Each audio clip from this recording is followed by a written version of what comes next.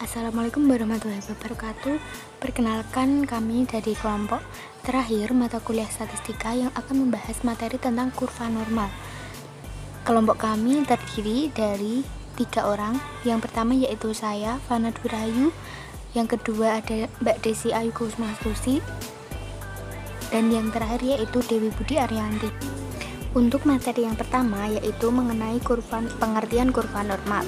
Kurva normal adalah satu model distribusi dari sejumlah kemungkinan distribusi. Hal ini disebabkan karena penggunaan konsep kurva normal sangat luas dan dijadikan sebagai alat yang sangat penting dalam pengembangan suatu teori. Konsep kurva normal juga memberikan status khusus dalam gambaran kaidah-kaidah ilmiah. Kurva normal bukan hanya satu kurva, melainkan mempunyai sejumlah kurva yang tidak terbatas yang mungkin dapat dibuat, dan semua itu dideskripsikan dengan suatu persamaan aljabar seperti yang terpapar dalam PPT. Namun demikian, persamaan ini perlu dijelaskan dengan memahami bagaimana konsep dan aplikasi suatu kurva normal. Yang pertama yaitu penggunaan simbol-simbol dalam persamaan ini dimaksudkan untuk menyederhanakan proses perhitungan. Simbol-simbol itu termasuk 2, pi, dan e. Lambang e ini untuk menunjukkan adanya perhitungan dengan bilangan irasional atau untuk menunjukkan batasan yang sangat panjang. Hal ini dimungkinkan untuk menunjukkan sejumlah keunikan dalam kasus E ini yang menunjukkan kekuasaan khusus. Yang kedua yaitu adanya sekumpulan simbol yang menjadi kepedulian termasuk simbol X, yaitu melambangkan variabel responden untuk skor nilai. Tinggi dan suatu kurva pada satu titik merupakan fungsi dari X.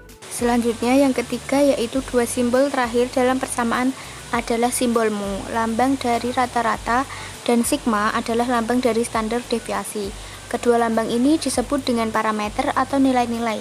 Kedua parameter ini memberikan kemungkinan pembuatan kurva normal menjadi tidak terbatas, yaitu dengan menghubungkan kedua parameter ini. Dalam hal ini konsep parameter menjadi sangat penting dan perlu diperhatikan secara sungguh-sungguh. Di sini saya akan menyampaikan materi yang kedua, yaitu ciri-ciri kurva normal. Bentuk kurva normal menyerupai bentuk genta atau bel. Kurva normal merupakan suatu poligon yang dilicinkan yang mana ordinatnya memuat frekuensi dan absisnya memuat nilai variabel. Bentuk kurva normal adalah simetris, sehingga luas rata-rata atau min ke kanan dan ke kiri masing-masing mendekati 50%, memiliki satu modus menjadi kurva unimodal. Bentuk kurva normal tergantung pada distribusi nilai atau skor yang akan dibuat kurvanya. Penyebaran skor dan panjang pendeknya rentanan distribusinya berpengaruh besar atau menentukan bentuk kurvanya. Jika jumlah responden sama, rentanan nilainya tidak sama. Sedangkan jika simpangan bakunya tidak sama, maka kurva normal dari distribusi nilai tersebut akan berbeda bentuknya.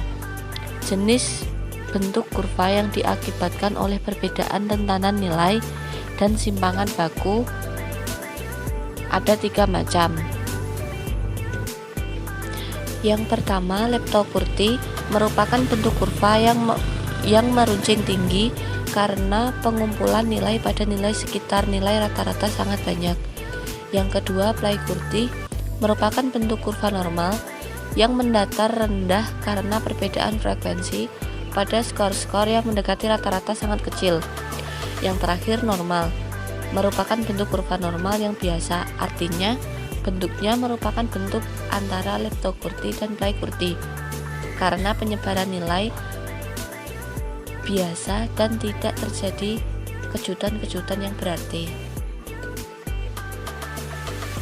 Yang kedua, daerah kurva normal. Ruangan yang dibatasi daerah kurva dengan absisnya disebut daerah kurva normal. Luas daerah kurva normal biasa dinyatakan dalam persen atau proporsi. Dengan kata lain, luas daerah kurva normal adalah 100% apabila dinyatakan dalam persen, dan apabila dinyatakan dengan proporsi, luas daerah kurva normal adalah 1. Selanjutnya yaitu kurva normal standar.